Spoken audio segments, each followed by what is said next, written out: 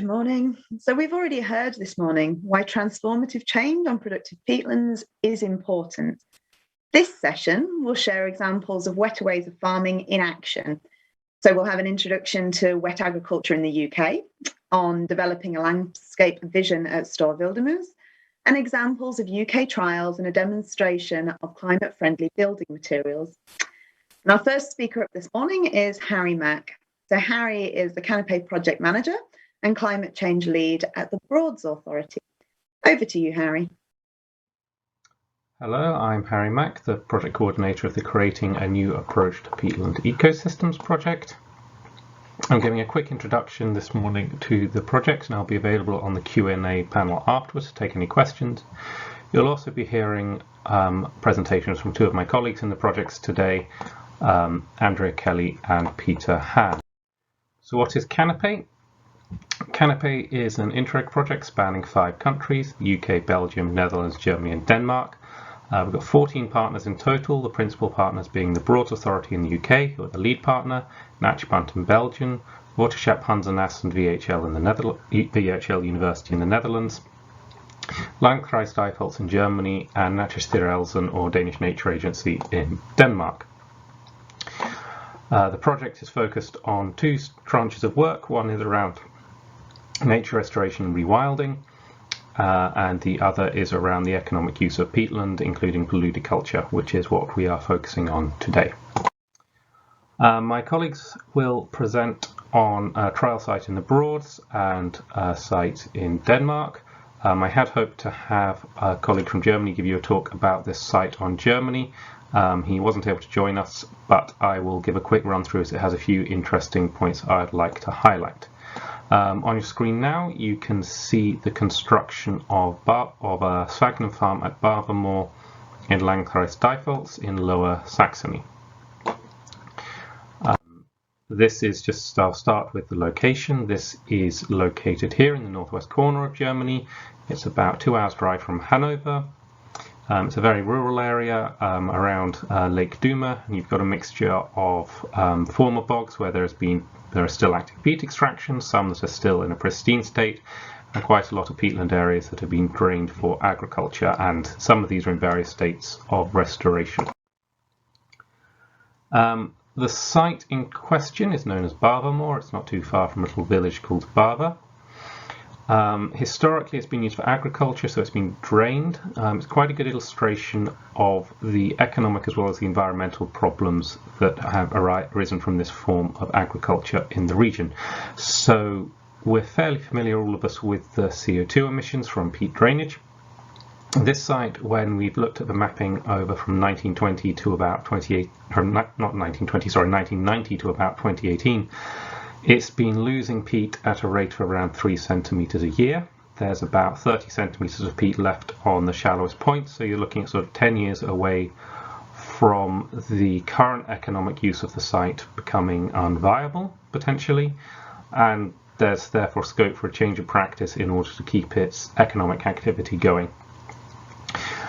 It's also worth pointing out, firstly I'd just like to highlight the scale of this site. If you look towards the bottom of the screen, you've got 2 just about visible figures next to the corner of the polder, so they are full-size human beings.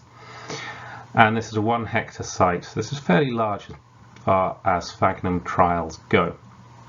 This was rewetted, so it was constructed throughout the spring of 2020, and so the first sphagnum was being spread during 2020, and this is a view in the spring this year. So this is growth within 12 months. You can see it's already fairly rapidly establishing a crop that will be harvestable and usable to demonstrate kind of the economic potential of this sort of site.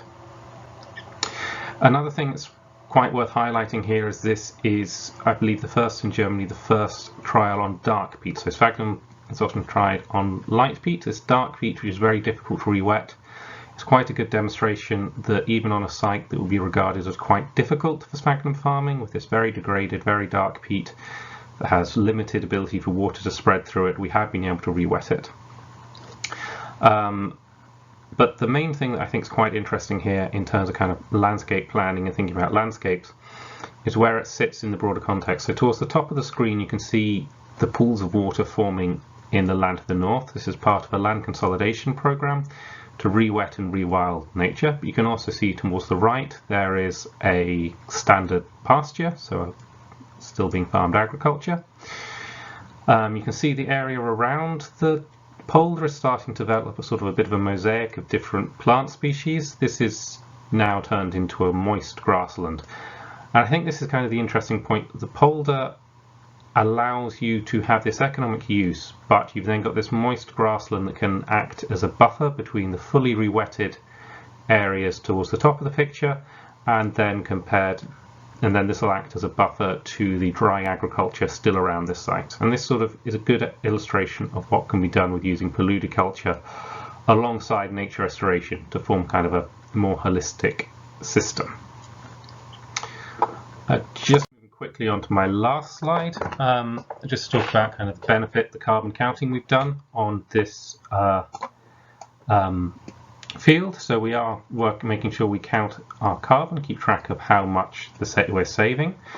So the gross change, so if you just compare the field with its moist grassland and the polder to what it was before, over 30 years you reduce carbon dioxide emissions by about 4,000 tonnes of CO2, which is obviously quite a significant saving. But we have then had to take into account the emissions in creating the polder and developing the site. So at the first point, there's the fuel use, so just the machinery that was used to construct the site produced 15 tonnes of CO2. When counted against 4,000 tonne saving for the change in site use, that obviously doesn't look very much, but it is about 3 times the average family in the average individual in the EU's emissions for a year. The biggest chunk was soil removal. As you could see in the picture, it had to strip away the topsoil. That's generally the case for converting former agricultural land to sphagnum farms due to the application of fertilizers to the land. In this case, it had been used as a pig farm, so it had been the application of pig slurry to the land, which had left it too nutrient rich for sphagnum to easily establish. So you have to remove that oxidized and nutrient rich top layer. And then there's also 80 tonnes of CO2 associated with the removal of trees. So this was to build the reservoir needed for the site. And again, that 80 tonnes doesn't look too much in the context of 4,000 tonnes, but it is still sort of several families worth of annual emissions. But that does still leave us with a net saving over 30 years of 2,300 tonnes of CO2, which is quite a significant saving when you're considering that this project site is also still able to be economically viable and useful. I'll be available to take questions at the Q&A. Thank you for listening to my presentation.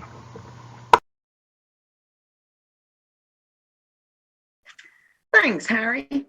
I'd like to remind everyone, please feel free to pop questions for speakers in the Q&A panel at the top of the chat. So our next speaker up is Andrea Kelly. So Andrea is the Environment Policy Advisor for the Broads Authority. Andrea spent 20 years working on the management of wetlands. She's currently working on Paludiculture, wetland restoration, and on the farming in protected landscape programmes. Over to you, Andrea. Hello, my name's Andrea Kelly. I work for the Broads Authority, and I'm going to be talking about creating a new approach to peatland ecosystems, which is a Interreg funded project in the Broads, and I think Harry Mach is going to talk to you about the wider partnership, and I'm going to focus on the Broads National Park. So I mentioned the Broads National Park. We're part of the protected landscapes in England, and there are 10 national parks and 34 areas of outstanding natural beauty that make up the protected landscapes, making about a quarter of England. And of course they're good for wildlife and people, but really key to this particular topic is supporting farming communities and also are a really big store of carbon.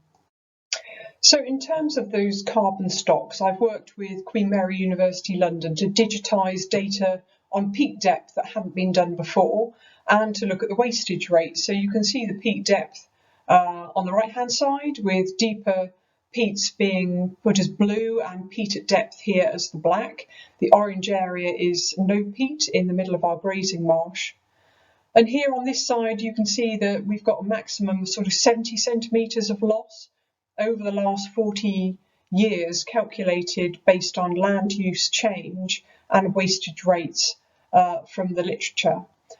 So You can also see there are white areas, obviously not here because there's no peat and there was no change estimated, but in these areas there's no change estimated because these are open fen and they're directly connected to the river and not behind the flood embankments where the drainage occurs. So in those areas of floodplain fen, we can get accumulation rather than loss, and that accumulation rate can be sort of 2.7 millimetres. 2.7 millimetres per year. So it's all very well looking back on the past, losses that have occurred in terms of carbon. What's important is demonstrating what the change could be in the future. So we've set about working with landowners to try and find a field where we could demonstrate water going on, crops being produced and carbon being sequestered and protected. So this is our field that we've chosen. This originally wasn't part of the Canopy project, so it's come in working with the Environment Agency, Natural England and the Broads IDB to get the additional funding we need, and obviously the private landowner with their permission to design up a scheme that might work for us. So this is the field again, just spun round in a different direction. We've got water coming down here, and this is the same map here. So this is the plan, and this is the LiDAR data. So we're going to be off-taking water into our scheme here and setting up some compartments, which I'll show you on the next slide. But essentially you can see the land level change of what we're actually starting with. So on this LiDAR map, you can see that the dark brown is the high land, which is the sand dunes.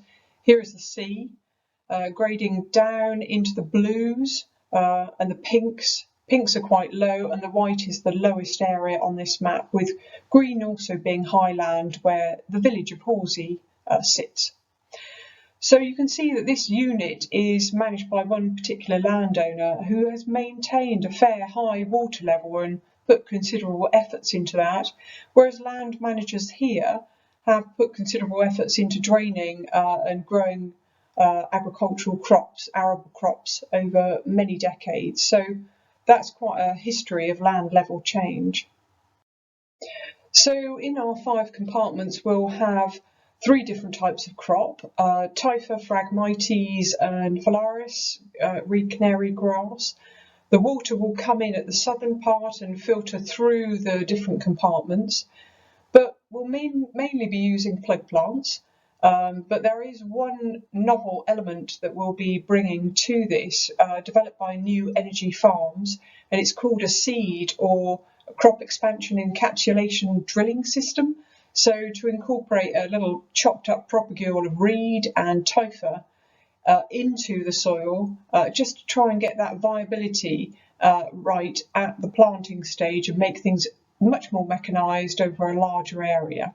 So that will be one of the novel elements we're working on. Of course, this is about demonstration, and what we'll be doing is taking out farmers to the site at Horsey and demonstrating what can be achieved, what the sort of funding associated with it is, and we'll be working, hopefully if we get our Nature for Climate Discovery grant, with Palladium, who'll be working up an investment model for lowland peatlands. So hopefully that will be successful, and we'll have a lot to say to farmers about the economy and how we can support them getting the funding required to raise water levels and to transition into these other types of crops. So in terms of the greenhouse gas expectations of removal of this particular 3 hectare of land, we've considered them using a model that was developed by Carbon Connect with joint work with the Canopy project. So in terms of the long-term carbon accumulation, that's estimated as being really quite low from the literature, as low as sort of 20 to 30 grams of carbon per metre squared per year. But the recent accumulation rates that we have looked at with the Broads research from Queen Mary University London are 5 times higher than that, at 125 grams per metre squared per year. So if we're restoring peatlands now and we're concerned about its impact on atmospheric carbon dioxide over the next 30 to 70 years, so for example the Paris Agreement, through to the end of the century, then these recent accumulation rates are much more relevant. So theoretically, you could get more bang for your buck working in the lowlands where you've got these high accumulation rates. But just coming onto the slide here, this model has looked at the change in vegetation and the data associated with that vegetation and water level change that may result in carbon changes in our sites. So on the left-hand side, you've got the baseline, where you've got quite a bit of carbon dioxide emission and nitrous dioxide being emitted. And here, after rewetting, you can see that you've still got some of that nitrous dioxide coming off, and in this case, methane joining that. But below the zero here, we've got a good deal of uptake, and a lot of that is a result of the product being utilised, in this case, probably on a roof of a house, because we've got quite a good sustainable reed cutting industry in the Broads, with around about 20 individuals still working that industry. So we often think about reed and sedge as a sort of romantic traditional industry, but there's a huge demand for local reed. A lot of people would like local reed put on their roofs, but they just can't get hold of it. There just is not the area under commercial management. And in the Broads, we have aspiration to increase that to 25% of our fen and reed bed. And we've begun to get close to 20% now, but there's more that we can do. And really, it can only happen through creating areas such as this with the right water level, the right water flows, and the right systems to allow a viable industry to really boost itself. And you can see that knocks on to other industries working really closely with the thatchers. There's considerable amount of strategy that goes in from these industries to try and determine what they need.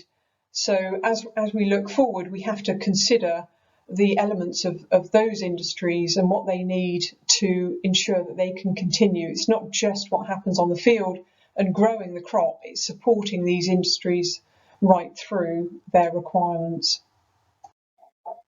In terms of the materials harvested from the Broads, it's not just reed, there's also rush here from a river channel, but it's not easy to get these harvests out. So creating commercial beds where viability is everything and the conditions are absolutely perfect for these plants is seen as essential.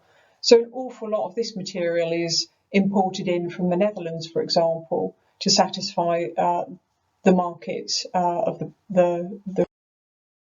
In terms of our conservation management, we have tried taking some of the arisings and composting them for soil improvement and working with farmers, which has proved fairly successful, but it is an awful lot of effort for us to go through to get the material off site. But in terms of carbon emissions, it certainly makes sense. In terms of canopy, we've also had a go at creating charcoal from wet woodland, and anyone who uses charcoal will know the huge footprint it has in terms of impact on forests and the huge distances that charcoal travels. So sustaining a local market is again something that's really important for the Broads Authority. So we've had a go, we've created a viable product, and we've got a business working with our burner that we bought, just trying to embed that into their wet woodland management as we speak.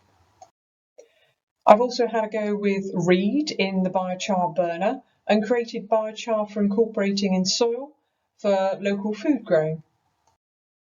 So just finally, it's worth talking about the Lowland Agricultural Peatland Task Force, which is being administered by DEFRA and chaired by Robert Caldwell. So it really is bringing together the key players, the farmers, water managers, stakeholders, conservations, academic, government agencies to coordinate work, which is already underway to encourage sustainable farming of lowland peatlands, and will encourage more through its recommendations of new solutions and the task force hopefully will inform future agricultural policy for these lowland areas. So I'm sorry I couldn't be with you today, but hopefully Harry will be able to answer any questions that you might have, and my email address is just here, so do get in touch. Thank you.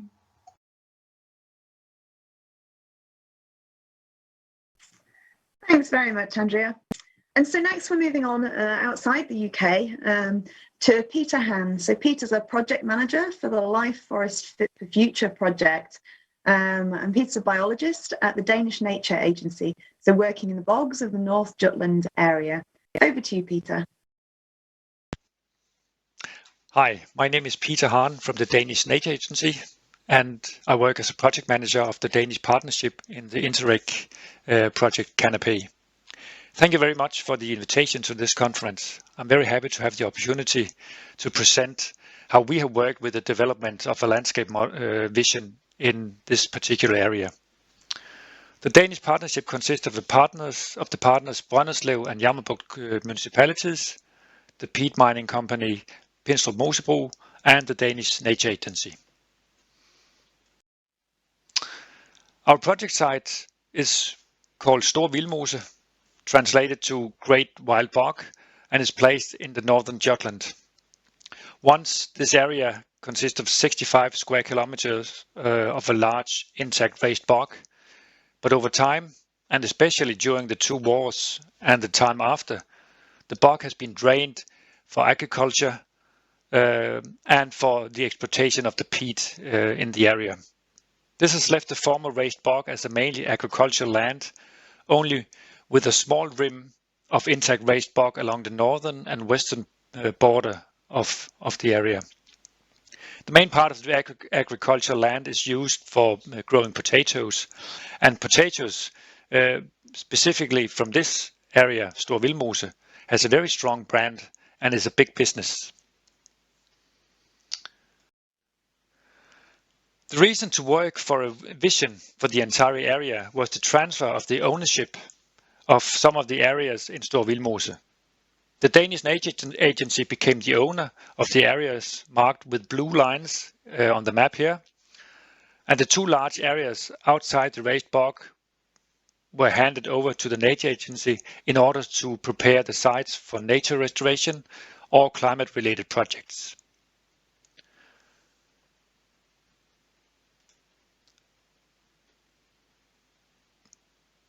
Today, these two areas are grass fence. They have been cultivated and now lies as grass fence, mainly grazed by dairy cattle in the summer period.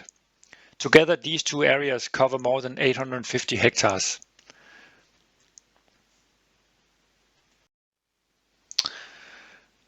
The agency could just have focused on on our own areas and planned restoration projects solely on these two areas. However, the landscape is flat. Raising the water level in one side would have impact on the neighboring areas. Starting up a restoration project will anyway involve the neighboring landowners.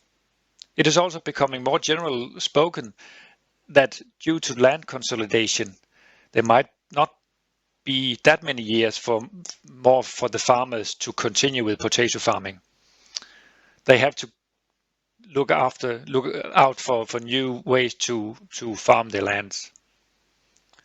It was therefore obvious to take a more holistic approach to the development of the land areas in Store Vildmose, and together with the landowners to look for project areas and development possibilities. The Canopy project came at the right time, giving us the opportunity to use the Canopy project as a lever for initiating the process towards a landscape vision. We decided to focus on three main areas: nature and climate. Of course, that was part of handing over these areas to the agency. Looking at the local economic interest, mainly with the interest of the potato farmers, and looking at the tourism and the development of recreational values in the area.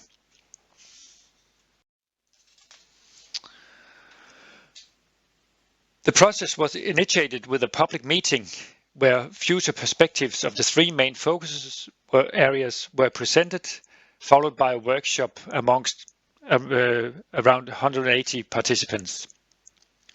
The meeting was the launch of a 2-month period in which ideas and suggestions for the development of Store Vildmose was collected.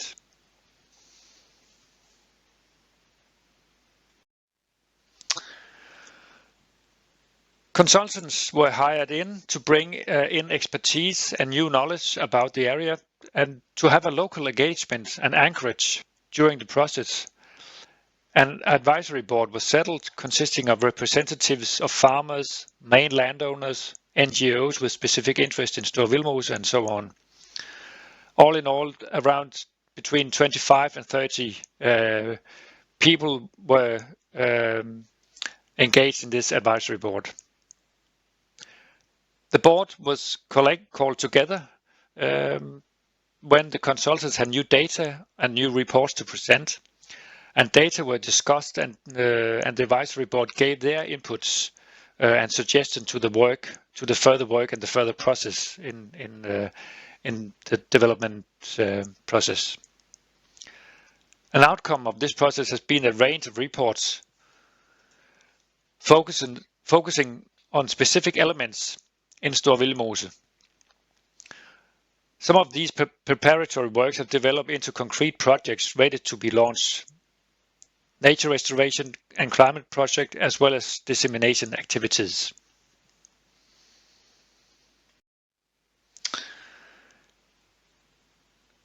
So the main focus for the advisory board has been looking on the reports, mainly focusing on restoration and climate-related projects, as well as ideas for creating more tourism and more recreational value in the area.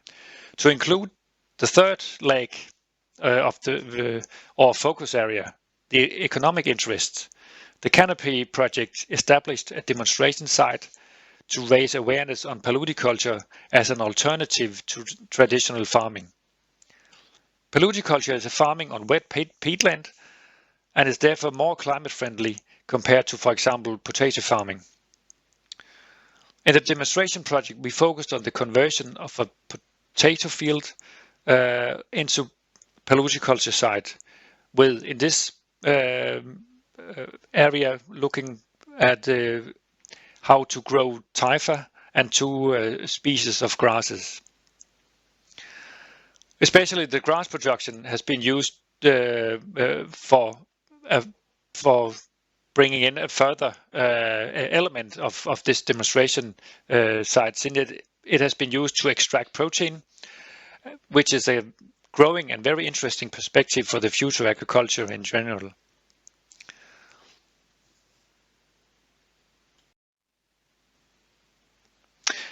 With the work made by the advisory board, together with the demonstration of Paludiculture, the Canopy project has contributed to the development of a landscape vision for Store Vildmose. All these data, reports and catalogues are handed over to the 2 municipalities, who both are working on a vision for a catchment area neighbouring Store Vildmose. For some areas in Store Vildmose, the work done in this phase has already paved the road for concrete nature restoration and climate projects in the area. As a concluding remark, when starting a process like this, it is very important to have the local community and the landowners on board from the beginning. Start with the landowners and the farmers, which land will be in focus. It's very important to start out with, for example, kitchen table meetings with a single farmer, and then go door by door to each farmer to make sure that they know what the process will be and that they can feel engaged and part of the process from the beginning. And keep a high level of information and dissemination throughout the process. Thank you very much. Thanks, Peter. So next up, we've got Kate Carver and Lorna Parker from the Great Fen of the Wildlife Trust for Bedfordshire, Cambridgeshire and Northamptonshire. So Kate joined the Wildlife Trust in 2010 as the Great Fen project manager, so delivering the project partner's vision for the Great Fen. Prior to that, following a long career in the heritage sector. Lorna is the Great Fen restoration manager, and Lorna joined the Wildlife Trust in 1999, working as reserves officer and then reserves manager, responsible for 60 nature reserves across Cambridgeshire and Peterborough. In 2009, Lorna became the Great Fen restoration manager, responsible for wetland creation in the Great Fen, including the WaterWorks, the Paludiculture project in 2019 to date. Thanks very much. Over to you, Kate and Lorna. Good morning, my name is Kate Carver. I work for the Wildlife Trust for Bedfordshire, Cambridgeshire and Northamptonshire. I'm the Great Fen Project Manager. For the Q&A session we'll be joined by my colleague Lorna Parker, the Great Fen Restoration Manager, and we're here to tell you about our WaterWorks project. First of all, a few words about the Great Fen. We're situated right on the western edge of the East Anglian Fenland Basin, with Huntingdon to the south and Peterborough to the north. The Great Fen was the UK's first living landscape, so landscape scale conservation, and we have a long-term vision to create a vast new wetland for wildlife and people in the East Anglian Fens. So to date we have some 1,700 hectares under conservation management, of which 1,200 hectares is arable reversion, now transitioning to wetland. And the Great Fen is delivered through a project partnership, the Environment Agency, Huntingdonshire District Council, the Middle Level Commission, Natural England and the Wildlife Trust. First of all, a few words about our peat resource. We do have some areas of deep peat, over 4 metres in depth, but in other areas, wasted peat and depths of less than 10 centimetres. Our data is not complete, but this year we have commissioned Cranfield University to fill in the gaps and to revisit the sample points taken in the 1980s by Rodney Burton. So Cranfield will be looking at the peat volume, the peat depths, working out the carbon content, and also looking at peat wastage rates for us. So here in the Fens, we know that we have an unsustainable loss of peat. Agriculture using the normal dry agricultural systems isn't sustainable in the long term due to the actual physical loss of peat and the long-term oxidative processes. We know that agricultural croplands and grasslands on lowland peat soil represent the largest net greenhouse gas source from UK peatlands, occupying only 15% of the total UK peatland area, but contributing more than 50% of the total greenhouse gas emissions from UK peatlands. Other problems as well from all this loss of peat: watercourses are polluted, and farmers and conservationists are aware that we need a variety of solutions to solve these problems if we're going to achieve net zero of carbon emissions. And that brings me to our WaterWorks project. In 2019 we applied to the People's Postcode Lottery, to the Dream Fund, under their Sustainable Systems funding stream, and we have a two-pronged project developing a more sustainable system for farmers and growers, trialling crops that grow in wet conditions, wet farming or Paludiculture. And the other element of our project is transforming how people work together to achieve sustainable development through the designation of the Fens as a UNESCO Fens biosphere. We're working in partnership. We're working with UK Centre for Ecology and Hydrology on the climate change science, with the University of East London, who are providing the expertise regarding Paludicultural methodology and crops, and also Cambridgeshire Acre, who are delivering the Fens biosphere aspect of our project. So our project is a demonstration on a farm scale in a real-life Fenland farm of Paludicultural crops. We're trialling 4 main crops, and here they are: bulrush, Typha latifolia, reed, Phragmites australis, sphagnum moss, and also we're trialling a cereal crop, Glyceria fluitans, which we think has potential as a future food crop cereal. We're also trialling 11 what we call novel crops. So these are Fenland species which have applications for food, flavouring or medicinal applications.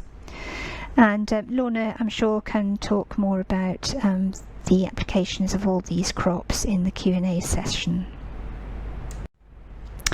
So this is our site in July 2020, when the groundworks were complete. We had a lot of delays due to COVID, but by 2020 the groundworks were more or less complete. So it's a 5-hectare site sitting within a larger 184 hectare farm, which has been under restoration since 2014. So here the top layer of oxidised peat was removed and levelled, and compacted peat buns were created to compartmentalise the site, creating 10 Paludicultural beds, which are served by a network of irrigation canals and control pipes to regulate the water level. So the water comes in on the top right hand corner of the site from an agricultural drain, and it moves from bed to bed, from top to bottom, snaking through the Paludicultural beds. There's a slight fall in ground, so we're aided a little by gravity, but we will be using solar powered pumps to get the water through the site. Water levels on each bed can be managed independently, so each bed can be drained down, for example, for harvest.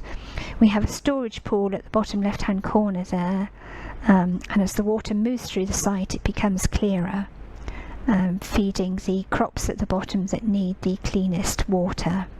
So looking at our cropping, at the top here we have Typha, 2 beds of Typha, we have 2 beds of Phragmites, 1 bed of our Glyceria fluitans, then we have 2 beds of our novel crops, and here at the bottom 3 beds of our sphagnum moss. So we started to wet up the site in August 2020. We've only recently gained full control of the water levels on the site because we had to adjust the levels of the interconnecting pipes. This work started during the 3rd lockdown, was long delayed, and we finally have control very recently. We're aiming at a water table of about 20 centimetres below the surface, trying to hit that sweet spot of preventing carbon loss and methane emissions. It was a very wet winter, it was a very slow start to the growing season. We did lose a couple of our novel crops, and those are being replanted. But the main planting effort took place between September and November 2020. We did it all with volunteer help, and it was all done by hand, which is not a model that obviously a Fenland commercial farmer would follow. But we had community groups and staff groups, corporate groups, etc., including some notable helpers such as Tony Juniper there on the right hand side. And by November 2020 we had 6.5 of our 10 beds planted up. So here at the bottom of the picture we can see our flag iris crop, and here you can also see the water table. The water levels are more or less how we wanted it.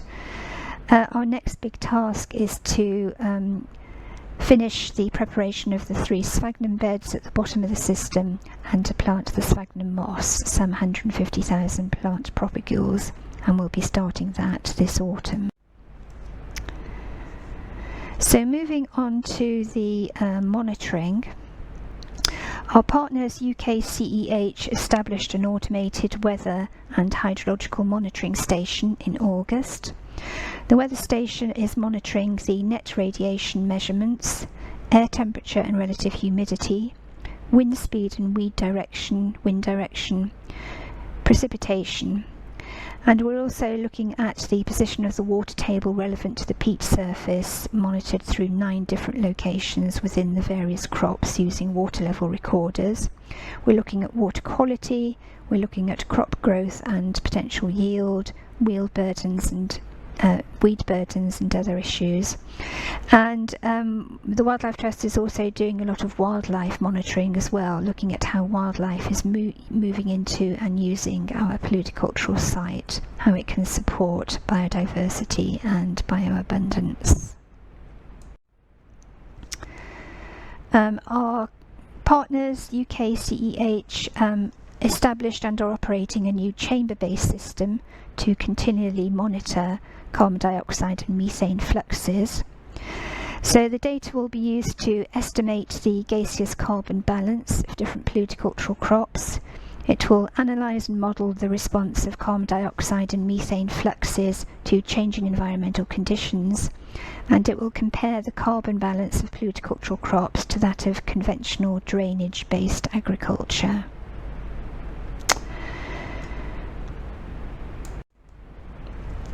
We're working with our partners, University of East London, on the crop growth monitoring, and they are using the Eyes on the Bog methodology that UEL developed for the IUCN UK Peatland programme. So they're monitoring crop growth, peat levels and the peat water table, using a laser scanner to monitor the surface level of the peat and the crop growth. The laser scanner has been used before to measure sphagnum growth, but not other paludicultural crops which are taller, so it's going to be the first time the terrestrial laser scanner has been used for the taller paludicultural crops. They're looking at the surface level through using surface level markers and rust rods to look at the peat water table, and they're also going to be monitoring the crop yields. We also support an internship at University of East London, which is looking at the use of sphagnum moss in green walls to improve air quality. Our WaterWorks project has a lot of engagement elements attached to it, so that's through site visits, through outreach, through academic networks, publishing, conference participation, etc. It's also given us a platform to input into policy formation through representation on the Lowland Agricultural Peat Task Force and the Paludiculture subgroup. We've been able to attract additional funding from DEFRA to allow the project to extend into this 3rd year, and we've been fortunate in attracting a lot of media and social media attention as well.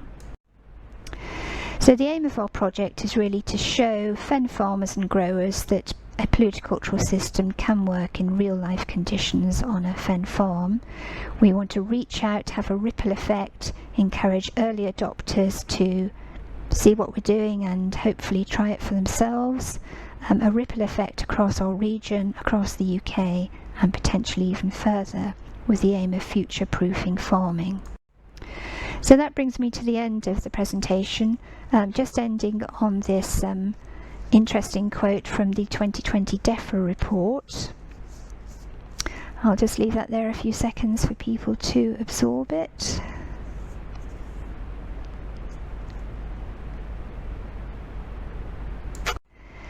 And if there's any questions, do please ask Lorna and myself. Thank you.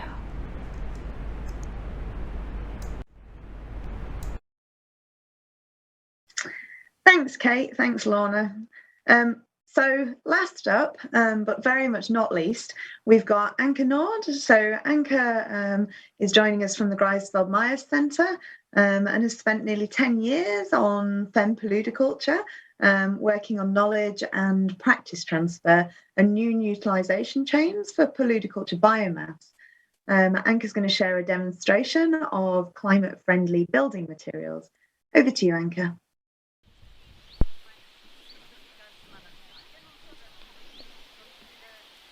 Okay. Warum ein Tiny House aus Paludiculture?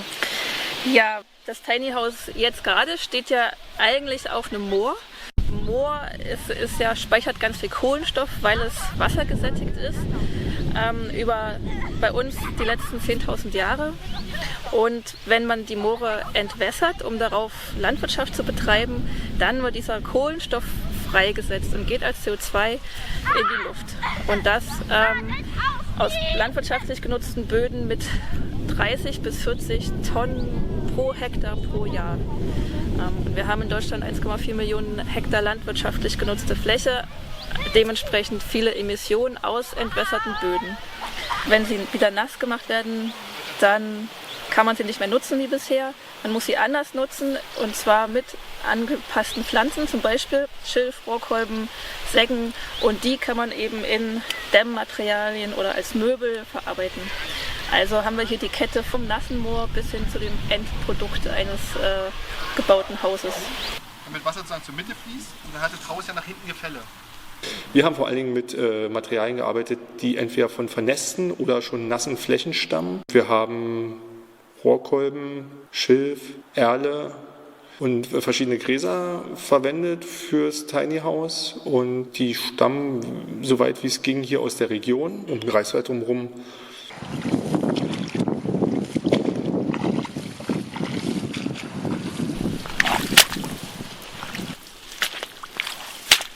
Ich mal von außen nach innen.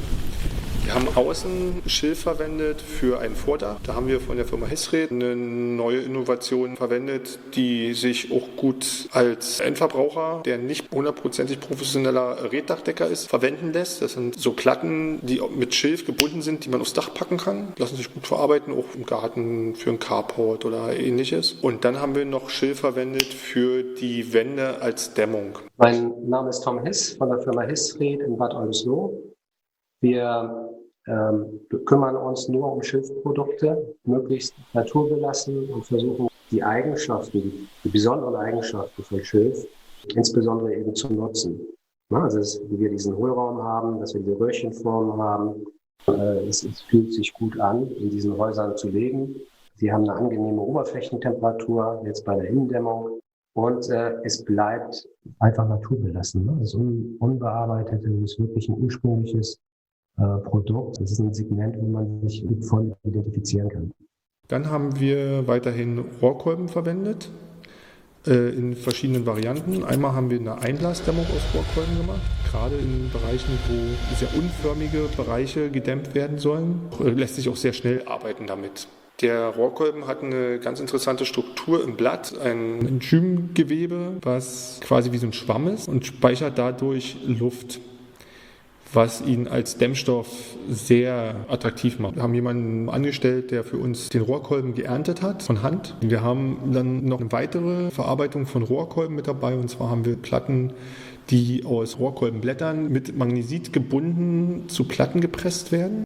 Dann haben wir weiterhin noch aus Gräsern gefilzte Platten. Die sind gerade die größte Innovation im Bereich Dämmstoff, der vielleicht in Zukunft auch häufiger von Feuchtwiesen verwendet werden kann.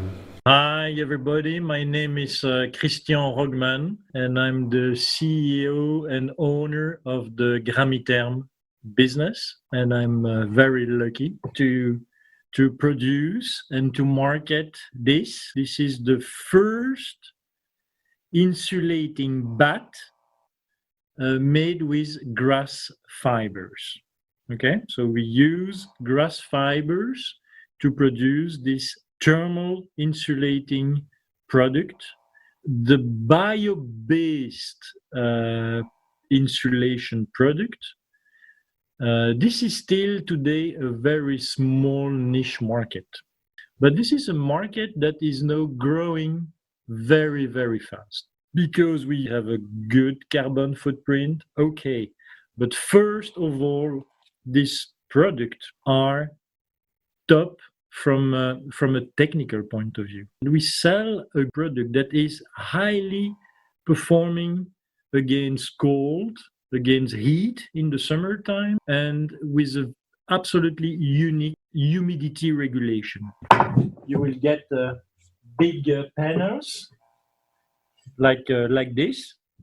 No, we have to explain, to meet with young people, to explain that there is no one perfect insulation product in the world, but the bio-based product, they have a lot of benefits, and this is not an easy job in a very, very traditional building sector. This is building the future in this industry.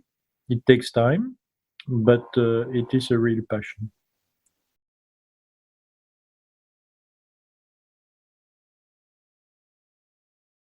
Im Haus selber haben wir versucht, so viel wie möglich Erle zu verwenden. Vor allen Dingen bei den Wänden als optisches Schmuckelement, weil sie so ein schönes, ruhiges Muster hat, eine wunderschöne Farbe und auch leicht zu verarbeiten ist.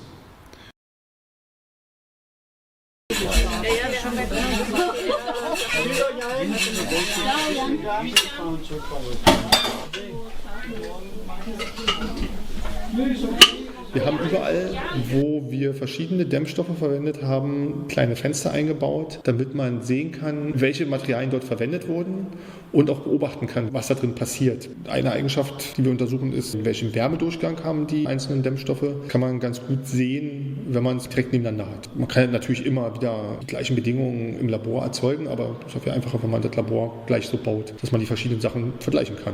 Und man kann auch noch drin wohnen in unserem Labor und das ist auch wichtig, dass man drin wohnen kann, weil nur durch Wohnen sieht man dann auch wirklich die echte Belastung, die entsteht. Wir haben innen im Haus noch einen Schrank gebaut, der gleichzeitig die Treppe ist, um ins Schlafgeschoss zu kommen. Der besteht aus Pflanzenfasern, die zu Platten gepresst werden. Das ist ein ähnliches Verfahren, wie man es kennt bei einer Hartfaserplatte oder bei einer Spanplatte. Nur, dass bei dem Verfahren, was wir verwenden, von der Firma Celfo, keine künstlichen Bindemittel zugefügt werden. Die Feuchtwiesenfasern werden einfach aufgearbeitet und dann durch ihre eigene Auffaserung binden die sich selbst und erzeugen dadurch eine harte Platte. Die kann man dann auch noch einfärben und dann kriegt man damit so schöne Effekte hin, wie wir die jetzt haben, dass man sowohl die Pflanzenfasern noch sieht und auch noch einen optischen Effekt hat durch die interessanten Farben, die man da verwendet. Also uns sind alles Farben verwendet worden, die quasi auch im Lebensmittelbereich verwendet werden können. Ein biologisch ganzheitliches Produkt. Hallo, ich bin Richard Herding, ich bin Geschäftsführer von Celfo Technology hier in Schwedt. Wir arbeiten hauptsächlich mit Tiefergras, Säge, Heu und so weiter. Und wir machen daraus Platten. Wir wissen, wie es geht, aber es muss auf so eine Industrieebene gehen. Ja? Weil nicht, das ist nur Forschung. Ja? Und das macht Spaß, muss ich sagen, aber es ist nicht das Endprojekt. Ich sehe, was wir hier haben in der Uckermark und auch in anderen Feuchtgebieten, das ist wirklich wie unsere Art von Öl. Ja, es gibt so viel ohne Zweck im Moment und ich denke, dass die Möglichkeiten sind riesig. Ja, es gibt Herausforderungen natürlich wegen die Ernte und so weiter. Es ist nicht so einfach wie normal, aber der Technik kommt und ich denke, dass es gibt mega Potenzial hier. Es ist eine neue Welle für die Uckermark und solche Regionen.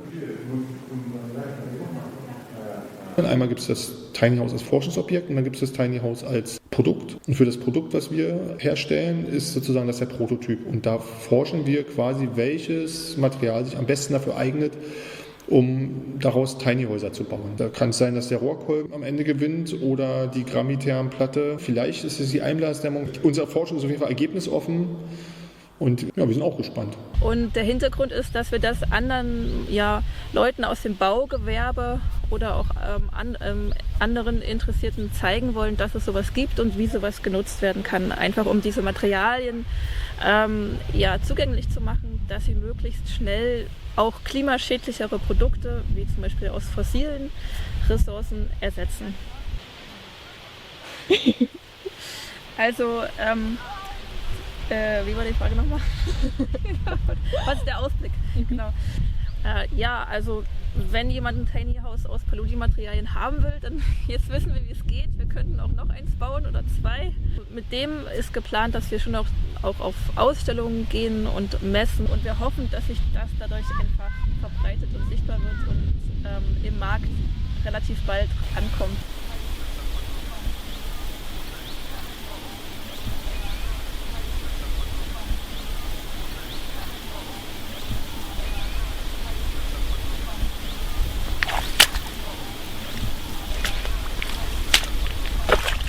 Nature gives us everything we need. It is just a question of asking the good question, being curious, and taking a risk.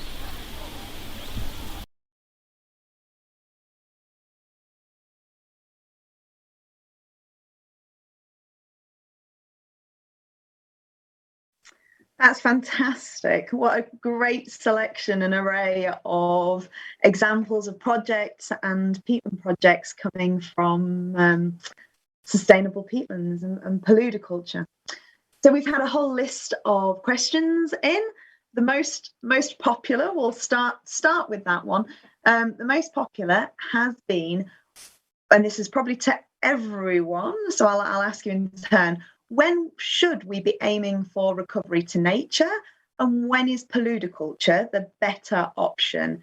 So if we start with Lorna, who's next to me on the screen. Well, I mean, when we started the Great Fen project, it was the largest project of its kind that the Wildlife Trust had done.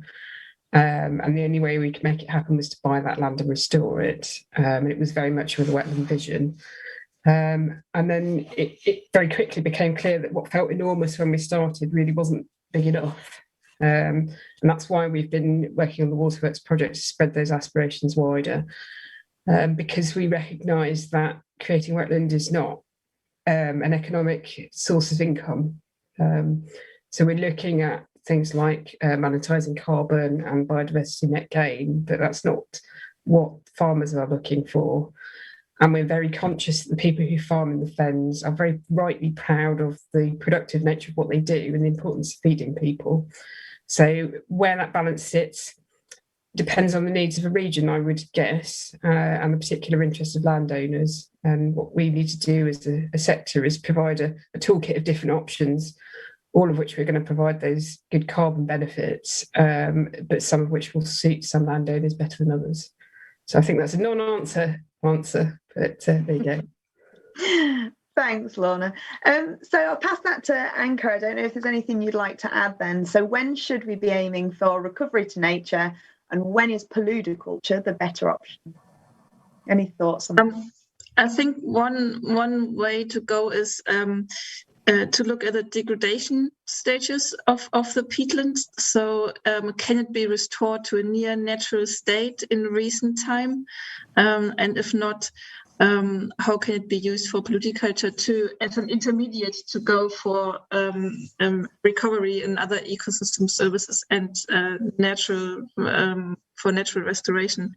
I think that is what a way to go, and also to reduce the conflict between nature conservation, looking for areas to restore, and land use for agriculture.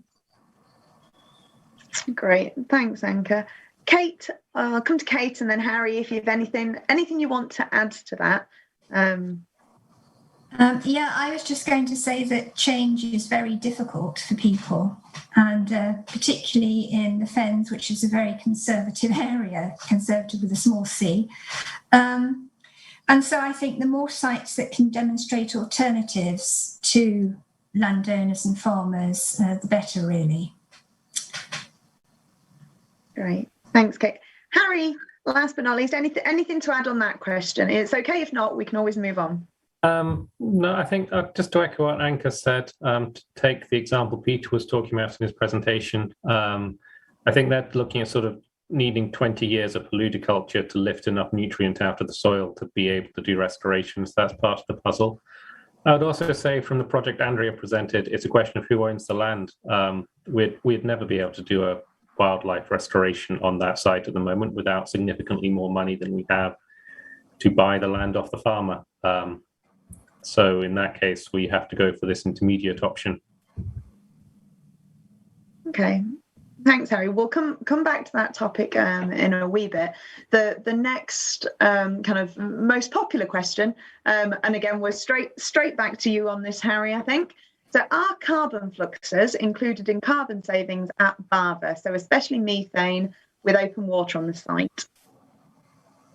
Yes, although, so we have calculated for ditches on the site.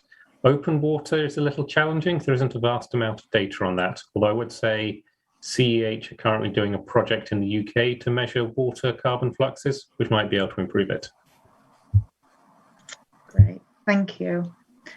So next, would anyone else like to say anything on that? That was quite a specific Barver question, but anybody like to come in on carbon fluxes on Paludiculture sites?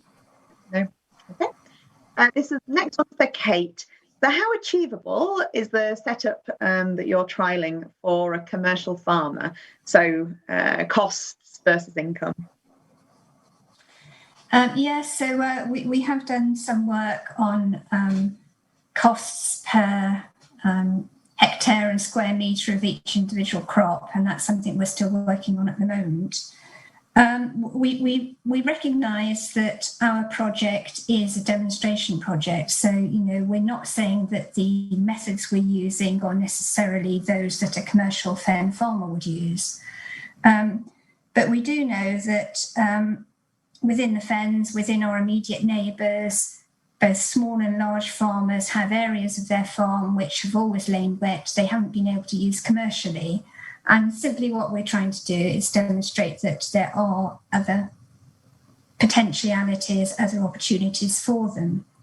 And we have had quite a lot of interest from farmers, both small and small and large, both the big commercial growers who don't operate just in the fens, but operate all over the country through cooperative systems and through very small family farms who share the same problems, if you like, of what to do with wet areas.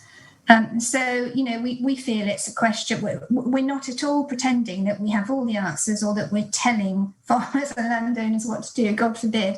We're merely showing that there are other opportunities and other possibilities. But I think all those different levels of landowners and farmers have similar concerns. We're all concerned about water availability, about water management, about loss of peat. And so there definitely are areas of mutual interest. And, through our engagement and outreach programme, we're doing as much as we can to stimulate those conversations. That's great. Thanks, Kate. Anyone else like to add anything or come in around how Paludiculture methods and engagement with commercial farmers might be scaled up or might be made easier? Yeah, Harry. I'll just add, at the moment it's quite expensive to do the demonstrations, but if you can, we already have a Paludiculture industry in the Broads in the form of thatching reed, which Andrea mentioned. So if you can grow reed to a thatching standard, you can sell it at a viable rate.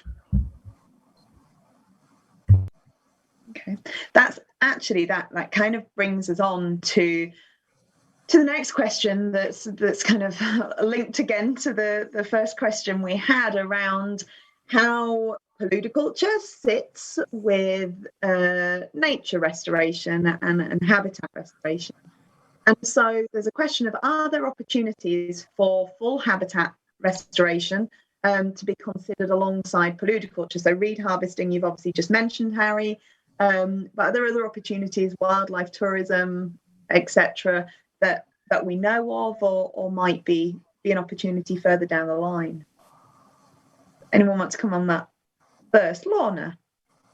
I was just going to say that we, despite having not yet planted sphagnum on our first test plot, we're getting ready to scale up and try a slightly different approach elsewhere within the project. Part of the reason we're doing that is to harness some of the other ecosystem services that Paludiculture offers, so namely clean water. And one of the challenges that affects the protected wildlife area that we have within our project is the lack of available clean water and water flow.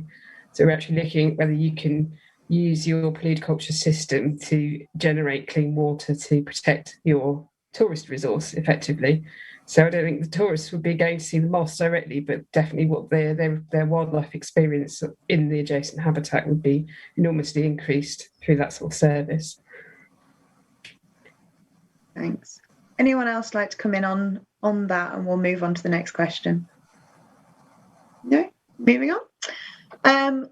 So, Lorna, you just mentioned how we scale up Paludiculture projects.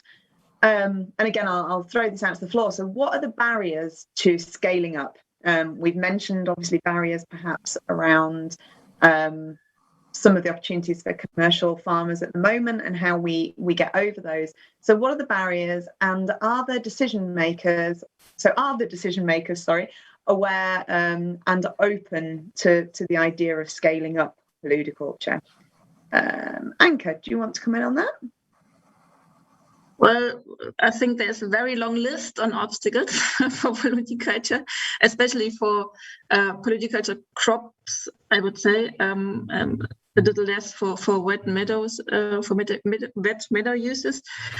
Most of all, of course, the agriculture policy and regulation. It might be different actually for you now in England after the Brexit, and I have some hopes on this, maybe, but you know more about this.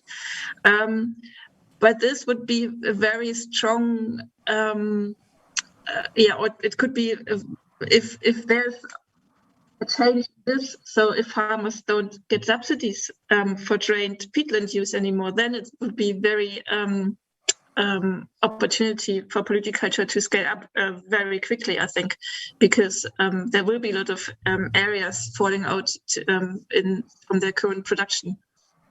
And obviously we also need this utilization and products to be settled in the markets, and that's what we're trying to do with this tiny house to show, and it's actually a lot of interest in this. But again, then the architects and people wanting to use it, they say, okay, where can I buy it? And that's again the next big obstacle. So we have to go step by step, and we need a lot of knowledge to along the way. One of the while you mentioned the kind of companies involved, we did have a real quick question. Somebody had asked what the name of the company that was making the installation was, because they missed it at the start. I think that was in your film, Anka. They can always rewatch the film. They'll be available to watch again after this session closes. Yeah, well, there's these grass mats. They're from Gramiterm. They sit in Belgium. But they're not only using Paludiculture or wetland grasses, also other grass. And the reed is from his reed. It's a German-based retailer or producer of thatching material. And the Taifa board is actually not really produced anymore, I think, because there's a lack of Taifa, basically, so they can't really produce the board. But if there would be a larger production area, and it doesn't need to be that much, maybe like 50 hectares or something, then they could start scaling up and go into the production, because they used to collect it from the Danube Delta, which is quite far away and not very feasible, really. So sticking for a second with products that are coming off kind of wetter farming areas. So there are obviously some products that in the UK we're perhaps a wee bit less familiar with. And one question is, how does Glyceria fluitans compare to traditional cereal crops? And I think traditional for perhaps countries that have drained their peatlands to plant cereal crops. So how does Glyceria fluitans compare to traditional cereal crops in terms of farmers' practice and yields? And how does it taste? I don't know if anyone wants to come in on that. I certainly haven't tasted Glyceria fluitans, I don't think. And neither have we, because we haven't harvested any yet. It's a crop that was so valuable it was harvested from the wild across Europe up until the last World War, and was difficult to get hold of. It's not had any significant kind of crop development in the way that wheat or barley or any commercial crops have. So we're right at the beginning of that journey. And it's a very small seed. It's more like a millet seed that you can mill for flour or stir into your ancient grain porridge. I'll be the first to report back when we manage enough for bowlful, but this year we'll be collecting any seed that we can get hold of to be grown back at the nursery, because frustratingly, there aren't any plant nurseries growing glyceria, despite apparently the fact that they're asked for it every year.